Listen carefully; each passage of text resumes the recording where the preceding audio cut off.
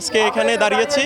গতকালকে আপনারা জানেন যে রামিসা হত্যাকাণ্ড হয়েছে এবং আমরা দেখছি এই সরকার আসার পর অনেকগুলা আপনার হচ্ছে যে শিশু ধর্ষণ হয়েছে এবং হত্যাকাণ্ডের বিচার বহির্ভূত হত্যাকাণ্ড হয়েছে। আমরা গতকালকে দেখেছি ড্যামরা একটি মাদ্রাসায় একটা ছাত্রকে আপনার হচ্ছে যে বাথরুমে আপনার হচ্ছে লাশ পাওয়া গেছে। এগুলো আসলে অনাকাঙ্ক্ষিত। আমরা দেখেছি ইন্টারিম সরকারের আমলে হয়তোবা আইন শৃঙ্খলা বাহিনীর হয়তোবা অব্যবস্থাপনাও ছিল, কিন্তু একটা নির্বাচিত সরকারের আমলে এগুলো আমরা কোনোভাবেই মেনে নিতে পারি না। এগুলো দুঃখজনক। আমরা দেখেছি আমাদের ভোলা জেলায় গতকাল রাজাপুরে, তারপর হচ্ছে দক্ষিণ দিগলদি, দৌলত খান, আমরা এর আগে দেখি তজুমুদ্দিনে তিনটা ধর্ষণের শিকার হয়েছে এবং ইভেন কি যারা চিকিৎসা নিতে ভোলা সদর হাসপাতালে এসেছে সেখানেও একজনের ধর্ষণের শিকার হয়েছে। তো এগুলো আসলে দুঃখজনক। স্বরাষ্ট্রমন্ত্রী আসলে কি করে আইন শৃঙ্খলার এই ধরনের অবনতি হচ্ছে? আসলে একটা রাষ্ট্র কিভাবে চলে আমরা এগুলো বুঝতে পারতেছি না।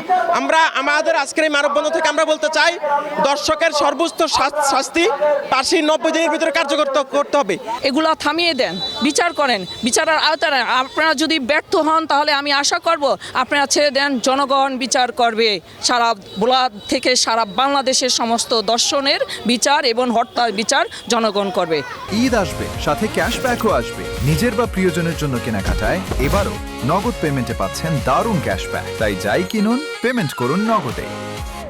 রামিসা হত্যার বিচার সুষ্ঠুভাবে না করা হয় তাহলে আমরা এই এক সপ্তাহ দেখার পর আমরা নারীরা কঠোর থেকে কঠোরতম কর্মসূচি দেব এবং সকল নারীরা রাজপথে নেমে আসব।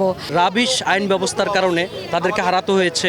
হ্যাঁ, আমাদের দেখেছি আমাদের ভিকটিমরা খুব দ্রুত কবরস্থ হয় এবং আমাদের যে মামলাগুলো সেগুলো পূর্ণ হয়ে যায়, কিন্তু আমাদের ভিআইপি পারমিশনের অভাবে আমাদের ন্যায় বিচারটা প্রতিষ্ঠিত হয় না। এবং আমরা খুব স্পষ্টভাবে লক্ষ্য করি যে আমাদের বিচার ব্যবস্থা ঠিক সেই পর্যন্ত যেখানে মূলত হচ্ছে জামিন পর্যন্ত সীমাবদ্ধ, এরপর কোনো বিচার ব্যবস্থা কাজ হয় না। এমন যদি হতে থাকে তাহলে একসময় একটা ফ্যাসিস্ট হয়ে যাবে, তখন কিন্তু আবার ঝামেলা হয়ে যাবে। যে রামিসাকে এই যে ধর্ষণের পর হত্যা করছে তাকে দৃষ্টান্তমূলক শাস্তি দেওয়া হোক জনসম্মুখে।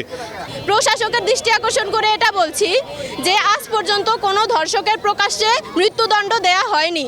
ওদেরকে দিনের পর দিন জেলে রাখা হচ্ছে, তারপর ছেড়ে দেওয়া হচ্ছে। কেন? ওরা যাকে মারলো, যে মায়ের বুক খালি করলো, তো এর কি কোনো বিচার হবে না? ওনাদেরকে ছেড়ে দেওয়া হয়। যে ধর্ষকের বিচার চাই, আমরা চাই যে প্রকাশ্যে ধর্ষকের হত্যা করা হোক। ধর্ষকের আমাদের ট্যাক্সের টাকায় ধর্ষক জেলে বসে খেতে পারবে না, বেঁচে থাকতে পারবে না। ওর কোনো বাঁচার অধিকার নেই। যে একটা মানুষকে বাঁচতে দিতে পারে না, তার বাঁচার অধিকার নেই।